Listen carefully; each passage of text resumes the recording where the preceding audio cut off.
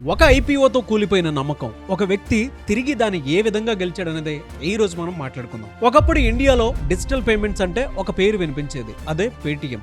Tea stall నుంచి పెద్ద malls వరకు అందరి దగ్గర ఒక క్యూఆర్ కోడ్ ఉండేది. ఆ క్యూఆర్ కోడ్ వెనుక ఉన్న వ్యక్తి విజయ్ శేఖర్ శర్మ. కానీ ఒక రోజు ఇండియాలోనే అతిపెద్ద ఐపీఓలలో ఒకటి వచ్చిన తర్వాత కంపెనీ విలువ వేల కోట్ల రూపాయలు ఆవిరైపోయింది. షేర్ ధర పడిపోయింది. మీడియా విమర్శించింది, ఇన్వెస్టర్లు నిరాశపడ్డారు. అందరూ ఒకే మాట చెప్పారు, పేటిఎం కథ అయిపోయింది అని. కానీ అక్కడే విజయ్ శేఖర్ శర్మ కథ మొదలైంది. హలో ఆల్, నేను మీ Nag, welcome to Suman Ray business.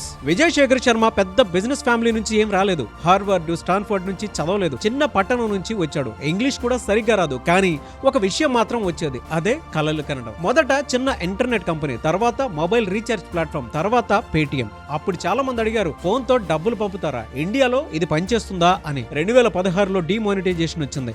అక్కడి నుంచి పేటిఎం రాకెట్ లా ఎగిరింది. దేశమంతా క్యూఆర్ కోడ్లు, లక్షల మంది వ్యాపారులు, కోట్ల మంది యూజర్లు. పేటిఎం ఇండియాలోనే ఫిన్టెక్ సింబల్ గా అయిపోయింది. తర్వాత వచ్చింది అందరూ ఎదురు చూసిన ఐపీఓ. కంపెనీ భారీగా లిస్ట్ అయింది. అందరూ సంబరపడ్డారు. కానీ కొన్ని రోజుల్లోనే షేర్ ధర కూలిపోయింది. ఇన్వెస్టర్ల సంపద వేల కోట్ల రూపాయలు తగ్గిపోయింది. ప్రతి టీవీ డిబేట్ లో పేటిఎం గురించే, ప్రతి బిజినెస్ పేజీలో పేటిఎం గురించే, ప్రతి విమర్శలో పేటిఎం గురించే. ఇక్కడ చాలా మంది ఫౌండర్లు ఏం చేస్తారు, సైలెంట్ అయిపోతారు. మీడియాని నిందిస్తారు, మార్కెట్ ని నిందిస్తారు, ఇన్వెస్టర్లు కూడా నిందిస్తారు. కానీ విజయ్ శేఖర్ శర్మ వేరే పని చేశాడు. అతను ఒక నిజాన్ని అంగీకరించాడు, మార్కెట్ ను నేను కంట్రోల్ చెయ్యలేను అని, కానీ కంపెనీని నేను మార్చగలను అని. అక్కడి నుంచే వృద్ధి కోసం, వృద్ధి కాదు లాభాల కోసం వృద్ధి పెట్టాడు. ఖర్చులు తగ్గించాడు, బిజినెస్ మోడల్ ను బలపరిచాడు, రెవెన్యూ మీద ఫోకస్ పెట్టాడు, ఆపరేషన్లను మెరుగుపరిచాడు. మళ్ళీ టీంలో నమ్మకం పెంచాడు, ఇన్వెస్టర్లతో మాట్లాడాడు, కంపెనీని నిలబెట్టడానికి రోజు పోరాడాడు. తర్వాత ఇంకో పెద్ద దెబ్బ వచ్చింది, నియంత్రణ సంస్థల ఒత్తిడి, పేటిఎం పేమెంట్స్ బ్యాంక్ సమస్యలు, మళ్ళీ మీడియా, మళ్ళీ సందేహాలు, మళ్ళీ విమర్శలు. కానీ ఈసారి అతను భయపడలేదు. ఎందుకంటే ఒకసారి తుఫాన్ చూసిన కెప్టెన్ రెండోసారి అలకు భయపడ్డు. అంతే కదా. ఈ కథలో అసలు పాఠం ఏంటంటే, బిజినెస్ లో పెద్ద సమస్య డబ్బు కోల్పోవడం కాదు, నమ్మకం కోల్పోవడం. అయితే నమ్మకాన్ని తిరిగి సంపాదించగలిగిన వ్యక్తి నిజమైన ఆంట్రప్రెన్యూర్. విజయ్ శేఖర్ శర్మ మనకు చెప్పిన విషయం ఏంటంటే, పడిపోవడం సమస్య కాదు, పడిపోయిన తర్వాత మళ్ళీ లేవాలనే నిర్ణయం తీసుకోకపోవడమే అతి పెద్ద సమస్య.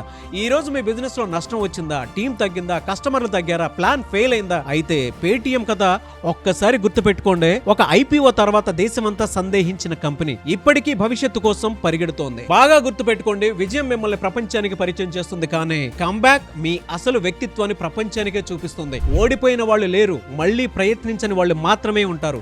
మీరు ఈ రోజు పడిపోయి ఉండొచ్చు, కానీ మీ కంబ్యాక్ మీ జీవితంలోని అతిపెద్ద విజయంగా మార్చవచ్చు. ఇదే పేటిఎం కంబ్యాక్ మైండ్ సెట్. మీ జీవితంలో మీరు ఎదుర్కొన్న అతిపెద్ద సెట్ బ్యాక్ ఏదనేది అండ్ దాని నుంచి ఎలా బయటపడ్డారో కింద కమెంట్ బాక్స్ లో పోస్ట్ చేయండి.